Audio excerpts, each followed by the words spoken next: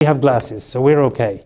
But they should be wearing, because it splatters, and then the chemistry can come in your eyes. So think about that when you're doing the team. And we have to remove the biofilm. I think you understand biofilm very well. It's forming a layer. So this polysaccharide layer, you cannot break it with water. You have to use a detergent, so alkaline preferably, breaking that through, opening this biofilm so we can use a disinfectant. This is just about which chemistry to use. Acid for the lime scale, which could be in the cooling pad. Lime scale could be in the hatchery. And you could get a little bit around the drinkers, but that's only going to be a once-a-year job. Most of the time, you're going to be using the alkaline cleaners. And proven, if you use a pre-soak, then the detergent, proven by chemistry to save 40% of time, 40% of water. Of course, labor here is not too expensive, but water is, until yesterday, is in short supply sometimes. So think about the actual science behind that. It's not just a question of something that you have to do. So if we've got a nice clean surface, we're going to think about disinfecting. Most of the time, in my experience, people use one, maybe two disinfectants. They use a spray disinfectant, then they set the house, and maybe a second disinfectant for thermal fog. This is normally the process. This works very nicely in the general hygiene. So for us, we would use the glutaraldehyde quaternary, the disinfection, as I said, best in class, the number one on DEFRA testing, Viracort, or Black Extreme. We would use one or the other, and maybe in rotation. I don't personally think we can get a bacterial resistance in a broiler house, but some literature says it's possible, some literature says it's not possible. I think if you clean something every 8 to 10 weeks, resistance is unlikely. In the hatchery, maybe, but in the broiler, unlikely. But in case, we can do the rotation. And then the option is to do a thermal fog with a glutaraldehyde quaternary compound. You might use formalin. Formalin is also okay. It's cheaper, generally speaking, but it's only an aldehyde. It doesn't have the quaternary balance in it. And what really nice when you do a fogging is you don't just get the residual in the concrete on the floor, the fogging will give you residual in the ceiling. Because when anybody is disinfecting the shed, they go like this, but most of the time it's here, not so much here. And generally the pressure is less for the ceiling than it is for the ground. The fogging gets a nice cover.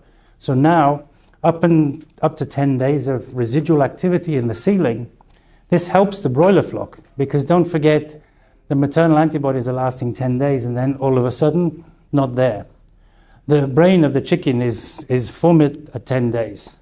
So around this 10-day period, you put on the ventilation, day 10, day 12.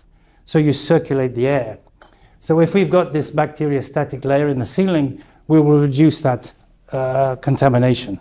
So this is one of the formal reasons for the fogging. And you're not exactly sure about the litter, especially rice husks. Sometimes up, sometimes down, sometimes good, sometimes not so good, and then we might do this. Another example could be a coccidiosis challenge. If we have a coccidiosis challenge,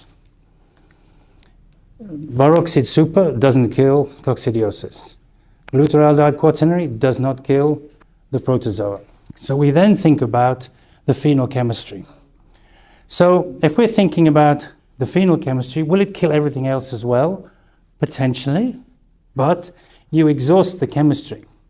So this one with Neogen farm fluid, we would need a 2% concentration to kill Acerulina, Tenella, and Maxima. We tested it on all those 3 protozoa strains, 100% effective at 2% concentration. But if we don't put something to get rid of the bacteria and the virus first, we are exhausting the capacity of this product.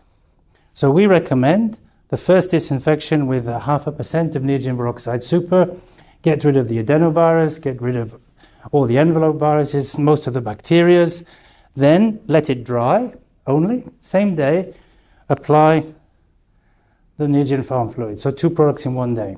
You don't waste time, but you do make a second investment. But you have a better chance of killing the coccidiosis. And if you have a virus challenge. Again, if there's just a virus outbreak, we could just use Veroxide Super plus Viracort. Because Viracort is really a good chemistry, the glutaraldehyde quaternary. But does it do the adenovirus type product quickly? No, it takes time. And remember, that is surviving on plastic. So go back again to your diagnostics. If you had the same problem, one flock and then the second flock, or even 3 flocks in a row, something is not working. This is the time to think about, should we make a change? Layer flocks, normally we just use a glutaraldehyde quaternary ammonium, but again, if you had a virus challenge, think about the Veroxide Super. It has to be first, because this is a 2.5 to 3.2 pH, and most of the cages could be a little bit soft metal on the joints, so we have to make sure we use a second chemistry so we don't get any corrosive activity from that oxidative chemistry. And you could again, of course, do the thermal fog. Those are not set in stone, those are just examples. Because as I said before, we have to know what the pathogen is before we can make the recommendation. I tried to think of a simile for Pakistan, so please bear with me. You might hate it, you might love it, I don't know. But don't throw anything, okay? So I'm a cricket fan. I used to play cricket for the England B team when I was younger. So I thought to myself, what is the way in Pakistan? Pakistan normally love cricket. Anybody here hate cricket? Okay, good. So we're halfway there, okay. So we have to prepare the surface. So in my idea, this is the wicket. So we're using cleaning. Get the wicket ready, we don't want bumps. If you want to bowl out the English, you need a flat pitch, fast bowlers.